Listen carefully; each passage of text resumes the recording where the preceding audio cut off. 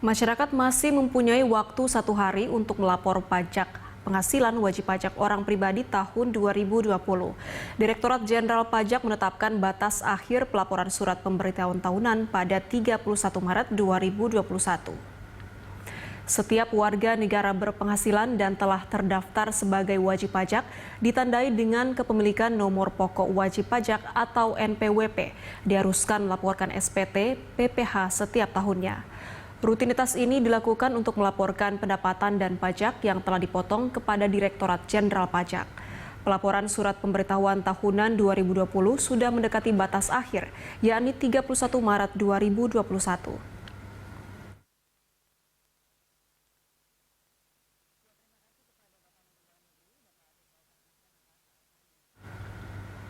Untuk mengetahui informasi selengkapnya, kita akan bergabung dengan Cinta Zanidia dan juru kamera Nova Maulana di kantor pelayanan pajak Setiabudi, Jakarta. Cinta, sampai hari ini sudah berapa banyak wajib pajak yang melaporkan SPT? Ya, Anggita, menurut informasi yang kami dapatkan dari Direktorat Jenderal Pajak Kementerian Keuangan, saat ini sudah ada sekitar 9,5 juta wajib pajak yang telah melapor SPT, yang mana angka tersebut masih agak jauh dari target pemerintah, yaitu di angka sekitar 15,2 juta pelapor SPT. Sementara untuk Jakarta Selatan sendiri, sekarang ini sudah ada sekitar 67.000 wajib pajak yang telah melapor SPT dari target sekitar 139.000 wajib pajak yang telah melapor SPT, yang mana angka tersebut ini sebenarnya sudah meningkat sekitar 21% jika dibandingkan dengan tahun lalu, yang mana tercatat hanya ada sekitar 53.000 wajib pajak saja yang telah melapor SPT pada tahun lalu. Dari angka tersebut memang mayoritas wajib pajak melapor SPT secara online karena memang cara tersebut dianggap lebih mudah karena memang saat ini Indonesia masih berada di tengah masa pandemi COVID-19. Maka dari itu Direktorat Jenderal Pajak juga telah mengeluarkan kampanye 3C untuk pelaporan SPT, yaitu singkatan dari klik, call, dan counter, yang mana berarti memang seluruh wajib pajak telah dihimbau untuk melapor SPT secara online atau secara klik, dan jika ada masalah maka wajib pajak dianjurkan untuk menghubungi kantor pelayanan pajak atau KPP terdekat dengan cara call, dan jika masih ada permasalahan juga maka wajib pajak dianjurkan untuk langsung datang ke counter KPP terdekat.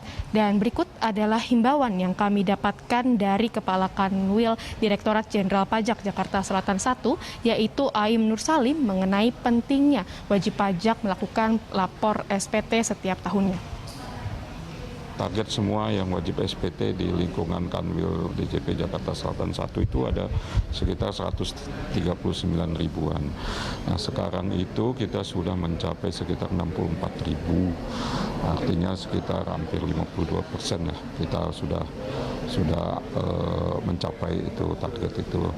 Nah, dari situ sebenarnya untuk kita pencapaian ini dibandingkan tahun lalu itu cuma 53 ribu. Sekarang 64.000, jadi ada naik 21 ribuan, sehingga itu naik sekitar 21% ketimbang tahun lalu dibandingkan tahun lalu. Alhamdulillah, ini yang di sisa-sisa tahun ini kita akan kejar terus, mudah-mudahan apa yang dicapai tahun 2021 ini jauh lebih baik daripada tahun kemarin. Ya, Anggita, jadi tadi ia mengatakan bahwa pelaporan SPT ini bisa dijadikan sebagai bentuk bukti dari pembayaran pajak yang sudah dilakukan oleh wajib pajak. Selain itu juga pelaporan SPT ini merupakan salah satu kewajiban bagi warga negara Indonesia, terutama bagi wajib pajak. Anggita? Ya, Cinta, jika sampai batas akhir tanggal pelaporan nanti masih banyak yang belum melaporkan SPT, apakah akan dilakukan perpanjangan masa pelaporan? Ya, Anggita, sampai saat ini kami masih belum mendapatkan kabar mengenai perpanjangan tenggat waktu dari pelaporan SPT. Jadi memang sampai saat ini tenggat waktu pelaporan SPT masih sama, yaitu pada tanggal 31 Maret tahun 2021.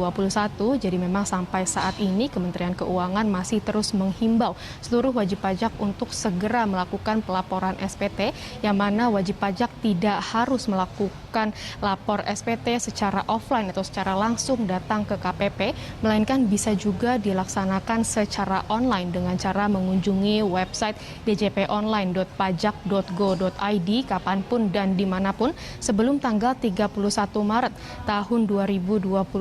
Hanya saja memang seluruh pelapor SPT diharuskan untuk mengaktifasi EFIN atau Electronic Filing Identification Number terlebih dahulu, yang mana pengaktifasian ini bisa dilakukan secara langsung di KPP terdekat atau bisa juga dilakukan secara online dengan cara menghubungi KPP terdekat dari email ataupun dari WhatsApp. Anggita. Baik Cinta, terima kasih banyak untuk informasinya. Selamat bertugas kembali. Pemirsa, demikian laporan dari reporter Cinta Zanidia dan juru kamera Nova Maulana di kantor pelayanan pajak Setiabudi, Jakarta.